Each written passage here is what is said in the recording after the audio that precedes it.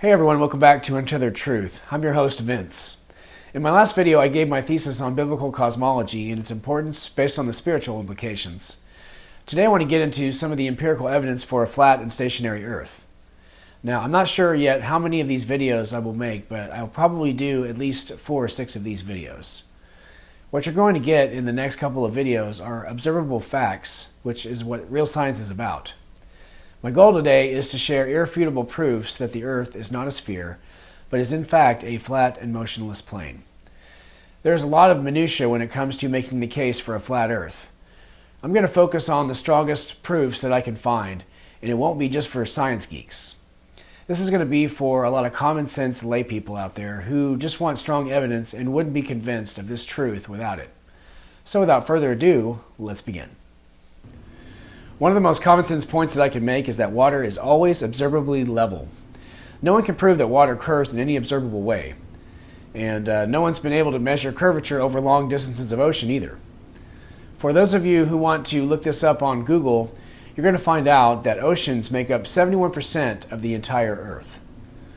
So if 71% of the Earth is flat, level water, it is impossible for the Earth to be a sphere. To me, that's checkmate. But for those of you who want to get more science on this issue, let's go to another scientific experiment called the Michelson-Morley experiments. Now, every person hearing my voice has heard of Einstein and his theory of relativity. Prior to Flat Earth, everybody who's ever spoken to me on the theory of relativity presented it as a fact. Not once in about 36 years of my life did one person tell me that Einstein created his theory based on the Michelson-Morley and other experiments that proved that the Earth is not moving. So I want to share a clip from a channel called Jaronism. Jaron did an exceptional job laying out all of the facts in this video, but for the sake of time, I'm going to include just a few snippets from this video. In his 1881 and 1887 experiments, Albert Michelson discovered the Earth was not moving around the Sun. As Michelson himself described the results of his own experiment, this conclusion directly contradicts the explanation, which presupposes that the Earth moves.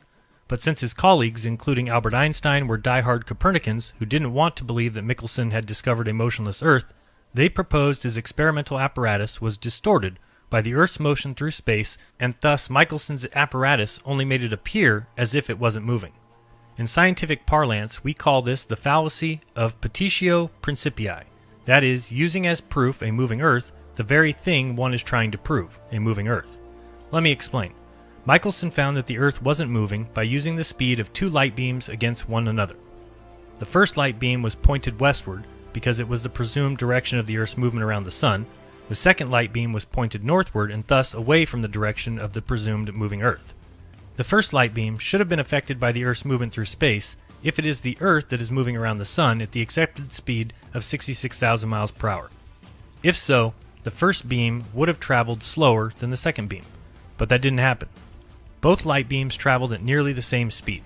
According to Michelson, the first beam traveled only about 1/6 of the retarded speed needed if the Earth was moving around the Sun. The conclusion, as Michelson notes above, should have been that the Earth isn't moving around the Sun. Other physicists have noted the same truth. There was just one alternative. The Earth's true velocity through space might happen to have been nil. Physicist Arthur Eddington. The data of Michelson-Morley was almost unbelievable. There was only one other possible conclusion to draw, that the Earth was at rest. Physicist Bernard Jaffe. Thus, failure of the Michelson-Morley to observe different speeds of light at different times of the year suggested that the Earth must be at rest. It was therefore the preferred frame for measuring absolute motion in space. Yet we have known since Galileo that the Earth is not the center of the universe. Why should it be at rest in space? Physicist Adolph Baker. The easiest explanation was that the Earth was fixed in the ether and that everything else in the universe moved with respect to the Earth and to the ether. Such an idea was not considered seriously, since it would mean in effect that our Earth occupied the omnipotent position in the universe, with all the other heavenly bodies paying homage by moving around it. Physicist James Coleman. The Michelson-Morley experiment confronted scientists with an embarrassing alternative. On the one hand, they could scrap the ether theory, which had explained so many things about electricity, magnetism, and light, or if they insisted on retaining the ether, they had to abandon the still more venerable Copernican theory that the Earth is in motion. To many physicists, it seemed almost easier to believe that the Earth stood still than that waves, light waves, electromagnetic waves, could exist without a medium to sustain them. It was a serious dilemma and one that split the scientific thought for over a quarter century. Many new hypotheses were advanced and rejected. The experiment was tried again by Morley and many others, with the same conclusion. The apparent velocity of the Earth through the ether was zero. Historian Lincoln Barnett, forward by Albert Einstein. What happened when the experiment was done in 1887? There was never in any orientation at any time of year, any shift in the interference pattern. None. No shift, no fringe shift, nothing.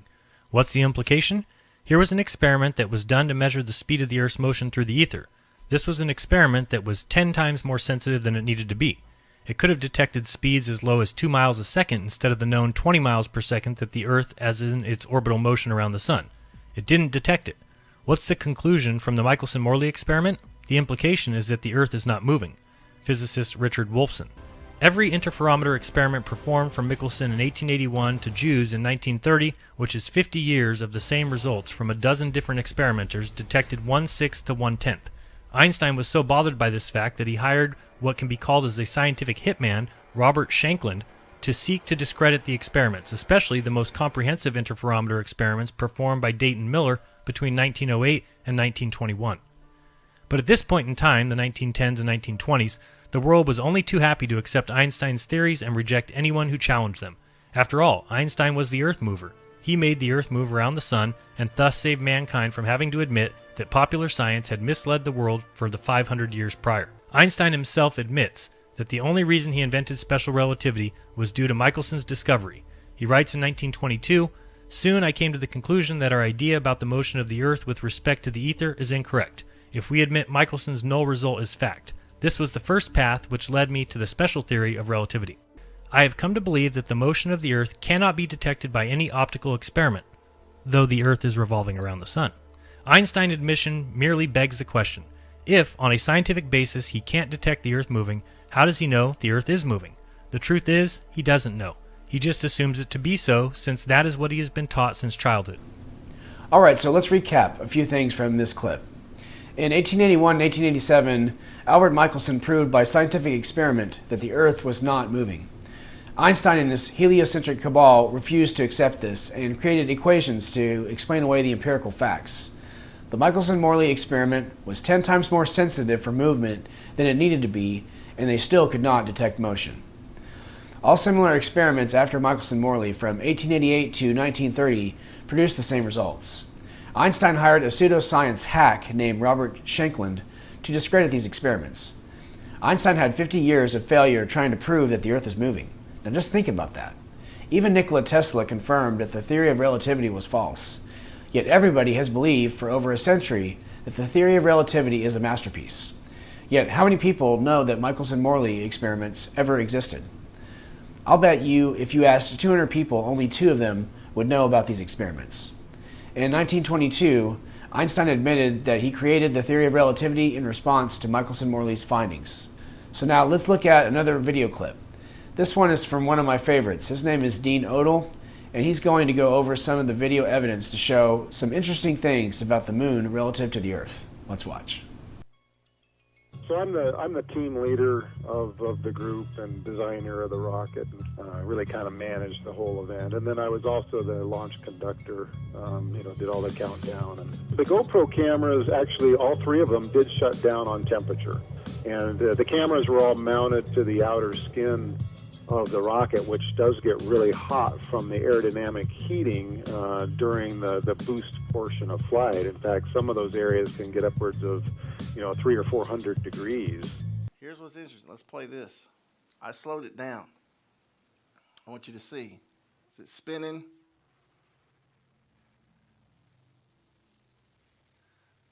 Said it reached space. The first photographs from space from an amateur rocket. Interesting, huh? Didn't get too far in space because it's falling back down to the Earth, just slowly. I slowed this way down. All right, here it comes.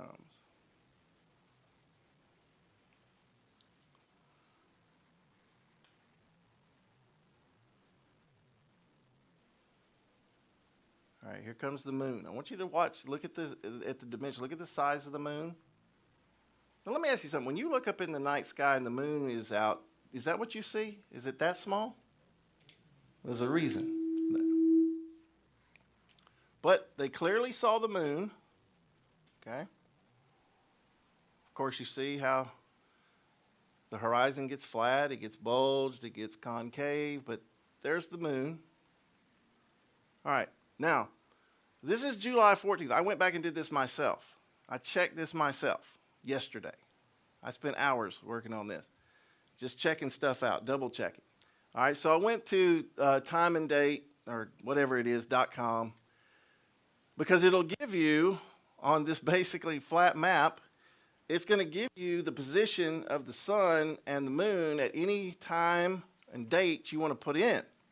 So I put in Monday, July 14th, 2014, 9:34 a.m., which is 16:34 UTC, okay? So the exact time of the launch that the rocket went up to 73 miles, the sun is here over, say, what is that, Jamaica, Haiti, Dominican Republic area, the Bahamas. They launched in Nevada. The moon was directly over Australia. All right, now I want you to notice something. This side here is in the sunlight, and this side is not seeing any sunlight whatsoever. And the sun is said to be 93 million miles away. The moon is 240,000 miles away. So if this side's not seeing the sun, this side's certainly not seeing the moon through the ball.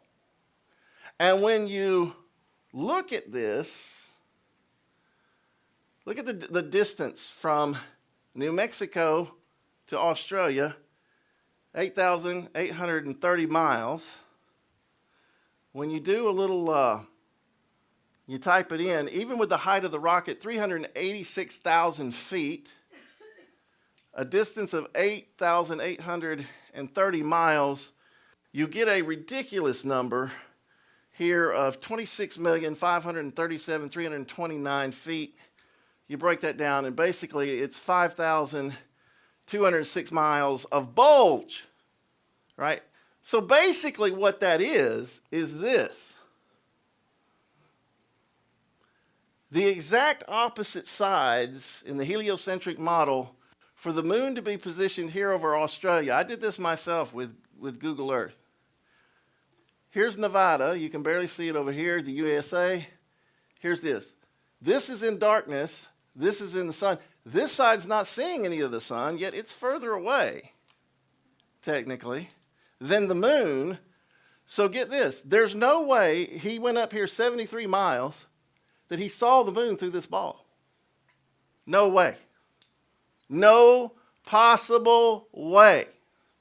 In fact, calculating it, you'd probably have to be over 500 miles plus, maybe even further, high to see that.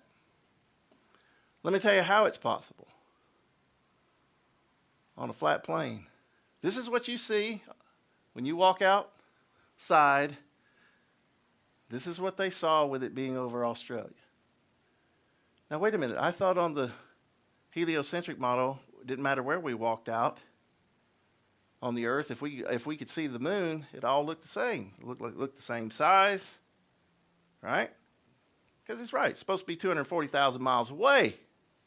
And the size difference tells us it's much closer, much smaller, and it matters where it is as to what we see.